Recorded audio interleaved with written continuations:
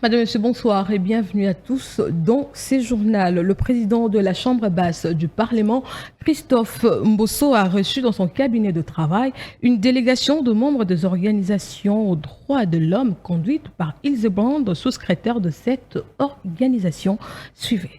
Dans la même journée du jeudi 16 février 2023, le speaker de la Chambre basse du Parlement a reçu en audience dans son cabinet du travail du Palais du Peuple Madame Hilsebrand Keris, sous-secrétaire générale aux droits de l'homme, qui était accompagnée d'une forte délégation. Les deux personnalités ont échangé autour des questions des droits de l'homme.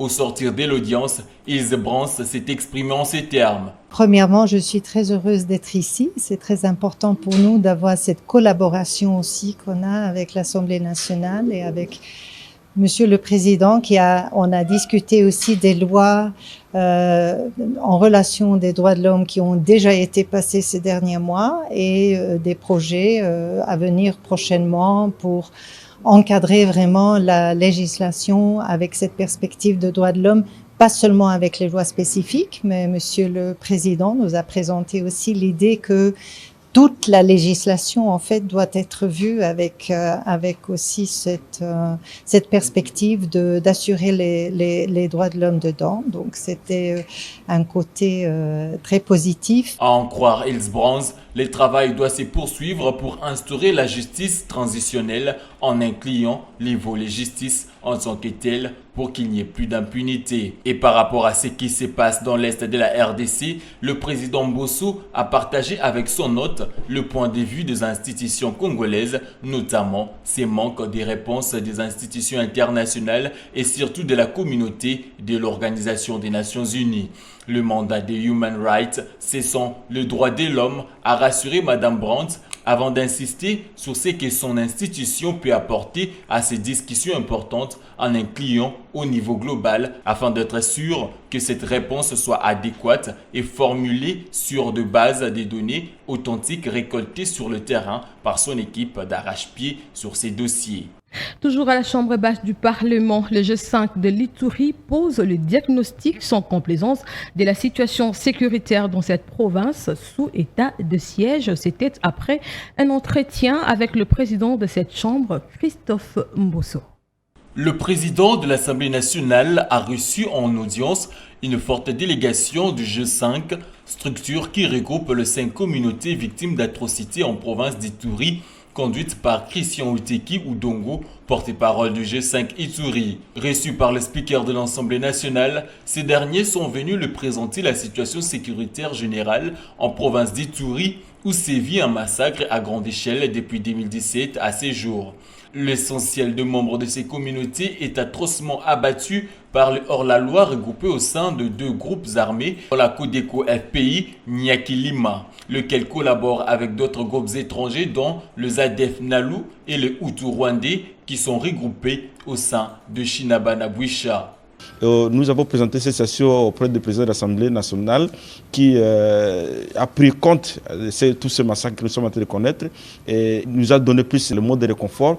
Le mot de réconfort non seulement de l'Assemblée nationale mais de lui-même comme président de l'Assemblée où il tient à cœur l'Assemblée, tient à cœur lui-même le président, tient à cœur ce qui se passe en province de Ituri et la volonté manifeste de qu'on puisse retrouver la paix mais principalement à cette période électorale.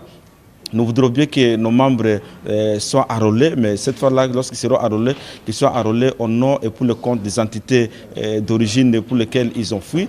C'est la prévision de toute occupation illicite et illégale de nos terres par les étrangers qui occupent nos terres.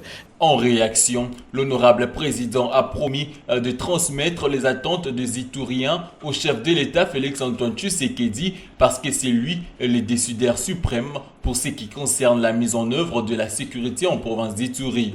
En parlant des animateurs, le porte-parole pointe du doigt l'accusateur vers tous les animateurs à différents niveaux de cette province sous état de siège. Il s'est de rappeler que le G5 regroupe les communautés victimes. Il y a les communautés Allure, Emma, Mambisa, Ndoke et Nyalikilo, lesquels sont massacrés par ces groupes de miliciens. C'est donc un groupe de pression pour faire valoir notre cri de détresse et demander aux autorités de lui apporter un appui pour la sécurité. Dans un autre registre parlant sécurité, plus de 300 militaires rwandais ont traversé la frontière congolaise le jeudi 16 février 2023. Selon les forces armées de la République démocratique du Congo, les militaires rwandais viennent renforcer les rebelles du M23 à Kichanga dans la province du Nord Kivu. Regardez. Dans un communiqué rendu public le jeudi 16 février 2023, les FARDC ont dénoncé la traversée de plus de 300 militaires rwandais en violation du cessez-le-feu voulu par le chef de l'État congolais Félix Antoine Tshisekedi au pourparlers de Nairobi, au mini-sommet de Luanda et plus récemment à la réunion extraordinaire de Bujumbura. L'armée congolaise a déploré l'attaque de ses positions par les rebelles du M23 à Moussiga et Mugo sur l'axe Kichanga. C'est ainsi que le lieutenant-colonel Djike Kaiko Guillaume, porte-parole de l'armée au Nord Kivu, a affirmé que le FARDC reste déterminé à répondre à ces actions belliqueuses posées par l'armée rwandaise afin de protéger la population.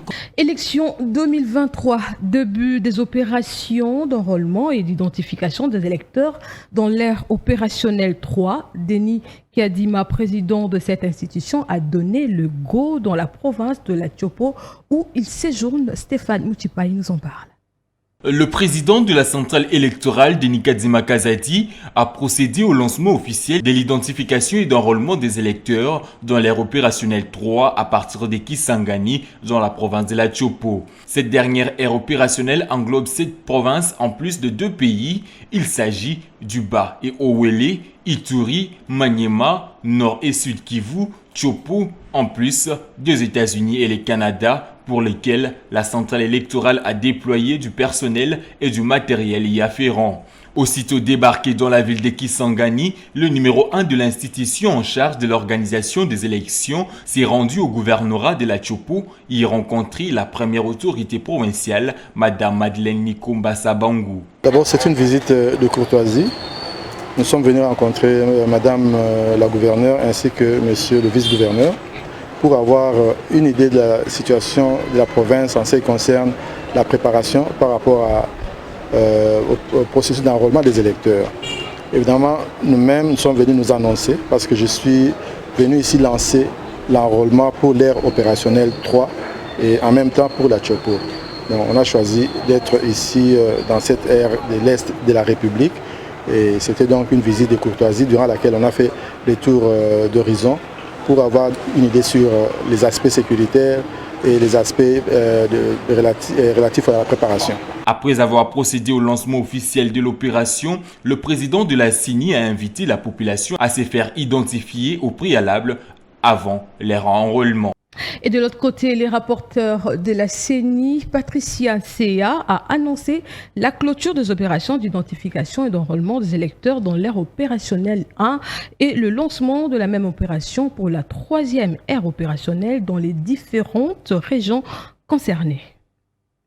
Le point de presse de ce jour se tient pour 2 raisons principales ci-après. La CENI lance ce jour, 16 février 2023, les opérations d'identification et d'enrôlement des électeurs dans la 3e et dernière ère opérationnelle. Nous sommes à la veille de la clôture de l'enrôlement dans l'ère opérationnelle 1, prévue ce 17 février 2023. Ceci dit, vous comprendrez que la communication de la CENI de ce jour va porter sur ces 2 points essentiels, à savoir lancement de l'enrôlement des électeurs dans l'ère opérationnelle 3, clôture de l'enrôlement des électeurs dans l'ère opérationnelle 1. S'agissant du lancement de l'enrôlement des électeurs dans l'ère opérationnelle 3, mesdames et messieurs de la presse, conformément au calendrier du processus électoral 2022-2027, rendu public le 26 novembre 2022, la Commission électorale nationale indépendante CENI a lancé ce 16 février 2023 les opérations d'identification et d'enrôlement des électeurs dans les provinces et les pays pilotes de l'ère opérationnelle 3. Comme vous le savez, L'aire opérationnelle 3 comprend 7 provinces et 2 pays suivants: Bazuele, Haut-Uele, Ituri, Maniema, Nord Kivu, Sud Kivu, Chopo, ainsi que le Canada et les États-Unis d'Amérique. En province, la Commission électorale nationale indépendante a lancé le jeudi 16 février 2023 les opérations d'enrôlement des électeurs à Goma, chef-lieu du Nord Kivu, faisant partie de la 3e et dernière ère opérationnelle. C'est le gouverneur militaire du Nord Kivu, accompagné du rapporteur national adjoint de la CENI, Paul Moïndo, qui ont donné le go de cette opération au sein de l'Institut Zaner dans la ville de Goma devant plusieurs personnalités. Suivez. Ce parti, avec le lancement d'enrôlement des électeurs au Nord Kivu et Sud Kivu, où la Commission électorale nationale et indépendante attend plus de 7 millions d'électeurs. Déclaration de Paul Moïndo, rapporteur adjoint de la centrale électorale. En ce qui concerne le nombre d'électeurs, pour ce qui concerne le Nord Kivu, nous attendons recevoir 4 735 866 électeurs. Et ces électeurs vont provenir de 9 antennes qui sont la ville de Beni, le territoire de Beni, la ville de Butembo, la ville de Goma, le territoire de Lubero, de Masisi, de Nyiragongo, de Rutshuru et de Walikale. En ce qui concerne le nombre de CI, nous allons ouvrir 1004 CI dans la province du Nord Kivu. Et pour ce qui concerne les Sud Kivu, nous attendons 3 140 972 électeurs. Dans les Sud Kivu, 921 centres d'inscription vont être fonctionnels. Le gouverneur militaire du Nord Kivu, le lieutenant-général Constant Dima Kongba, a quant à lui affirmé que toutes les mesures sécuritaires ont été prises pour assurer ces processus. L'armée et la police ont une mission supplémentaire qui consiste à la sécurisation du processus électoral. Elles sont déjà mobilisées pour que toute la population du Nord Kivu participe dans la mesure du possible à ces processus d'enrôlement. J'en appelle aussi à la vigilance de toutes les parties prenantes pour éviter les filtrations et le gradage de la nationalité congolaise. Car, comme vous le savez, la recherche de l'identité congolaise est l'une des sources de conflits dans la région. Ainsi, en ma qualité de gouverneur de province, j'appelle toute la population du Nord Kivu, surtout celles remplissant les conditions requises, à être mobilisées pour se faire identifier et enrôler. Précisons qu'un engouement sérieux a été observé au lancement de ces opérations d'identification et d'enrôlement des électeurs, chacun voulant obtenir sa carte. Revenons à Kinshasa pour vous dire qu'à l'issue d'une réunion tenue entre le responsable de la SICOMIN et l'inspection générale des finances, Jules Alinguete, sollicite la résiliation de la convention signée entre cette société et le gouvernement congolais, ce qui permettra à la République démocratique du Congo de bénéficier de l'exploitation de ces minerais. Stéphane Moutipaï. Au regard de révélations faites par l'inspecteur général des finances Jules Alinguete lors d'un point de presse tenu au siège de l'inspection générale des finances porté sur les défaillances d'un contrat géant signé avec les entreprises chinoises de la SICOMIN, les patrouilleurs financiers appellent cette société à se conformer aux lois relatives en matière de contrats avec la RDC afin d'éviter ces déséquilibres. Jules Alinguete sollicite également les discussions approfondies entre la SICOMIN et les services attitrés. Ceci permettra d'aboutir à la révisitation de la dite convention signée entre la SICOMIN et la RDC. Le Congo a besoin de ces ressources pour se développer et nous devons comprendre aujourd'hui que nous n'assisterons pas passivement à cette situation d'injustice. Nous en appelons vivement, comme on vient de le dire, à la SICOMIN de se mettre à la disposition de l'agence qui est le partenaire attitré pour entamer les discussions qui vont aboutir à la révisitation de cette convention.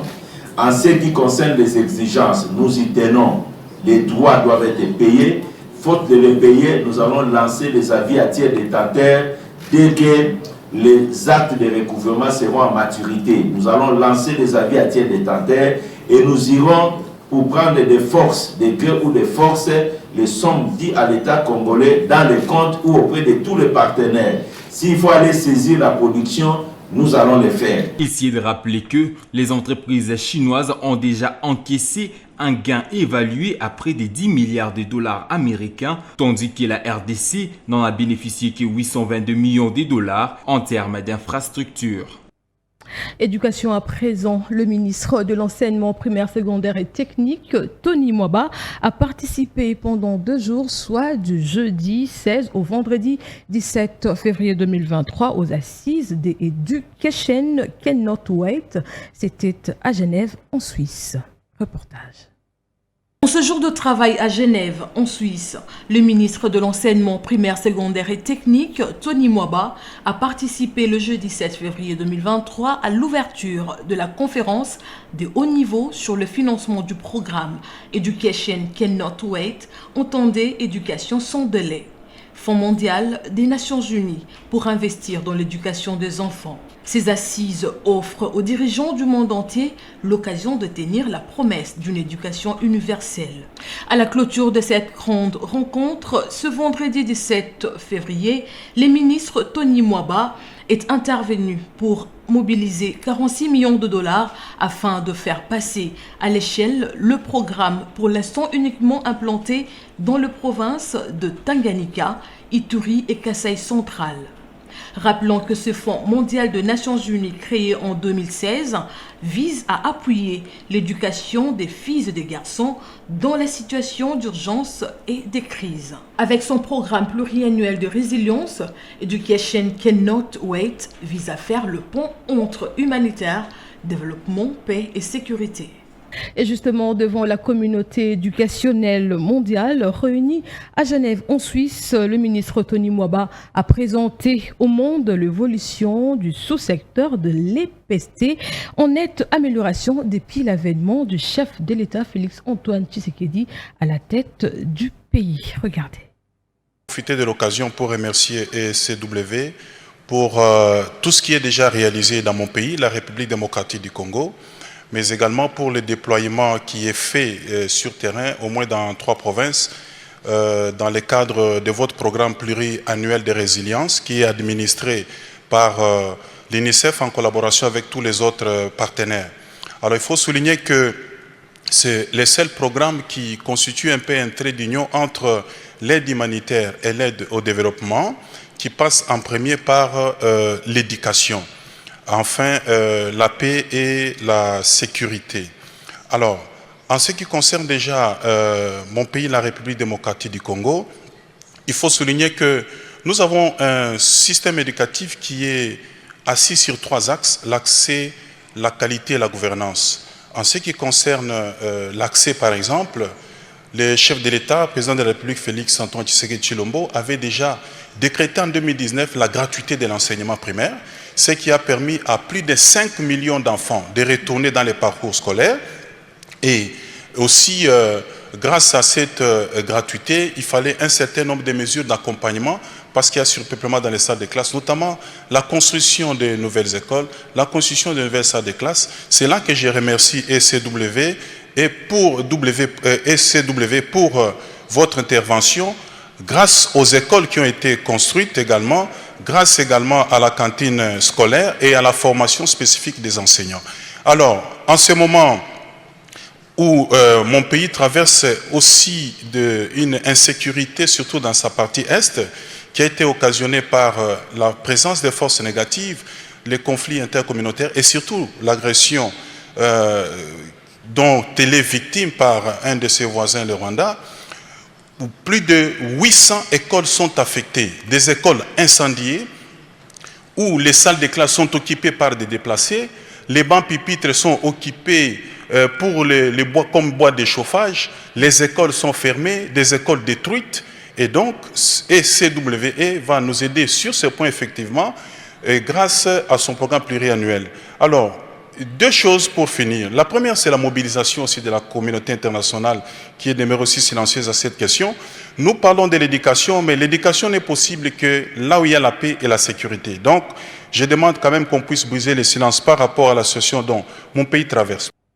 Et puis le ministre de la Jeunesse, Cohésion nationale et Initiation à la nouvelle citoyenneté, Yves Boukoulou Zola, a donné le go de la campagne patriotique sur la thématique Jeunesse, paix et sécurité dans la salle de conférence du ministère des Affaires étrangères. Stéphane Mouchipaï pour les détails. Le ministre de la Jeunesse, Initiation à la nouvelle citoyenneté et cohésion nationale, le docteur Yves Boukoulou, a donné le go de la campagne patriotique sur la thématique Jeunesse, paix, sécurité et cohésion nationale en RDC sous le thème « Jeunes, lèvons-nous pour défendre la patrie ». C'était en présence du vice-ministre des Affaires étrangères Sami Adoubango, de la coordinatrice du service spécialisé du chef de l'État en charge de la jeunesse, lutte contre les violences faites à la femme et traite de personnes, Chantal Yelo-Moulop, et du président AI du Conseil national de la jeunesse, Nathanaël Assibou-Katamea, dans la salle de conférence internationale du ministre des Affaires étrangères à Kinshasa. C'est une réponse à l'appel du chef de l'État, appel adressé à la jeunesse le 4 novembre 2022. Félix Tshisekedi avait mis un accent particulier sur les rôles qui devra jouer le jeune pour la défense de la patrie. Il avait instruit la constitution des groupes de vigilance citoyenne en vue d'accompagner et de soutenir les forces de défense et de sécurité dans l'accomplissement de leur mission, celle de défendre l'intégrité du territoire et de protéger les populations. Prenant la parole, le numéro 1 de la jeunesse congolaise, Yves Boukoulou Zola, a remercié la jeunesse congolaise pour sa mobilisation, car en moins de 3 mois, nous avons mobilisé 10 000 jeunes au sein de notre armée, a-t-il rappelé. Il a aussi demandé aux jeunes opérant dans des groupes armés de rejoindre le programme de démobilisation, désarmement et réinsertion communautaire et de la stabilité mise en place par le président de la République, Félix-Antoine Tshisekedi Tshilombo. Il s'est de rappeler que, à l'auguste assemblée que cette campagne sera lancée dans cette province, des équipes seront dépêchées pour cette fin. Notons que cette campagne va durer 4 mois, soit du 16 février au 16 mai 2023. Fin de ce journal. Merci de nous avoir suivis avec beaucoup d'attention. Le prochain numéro, c'est demain. Entre-temps, restez branchés sur le programme de Tosungana TV, mais suivez-nous également à 19h20 sur Molière Télévision. Quant à moi, je vous retrouve demain. Bye.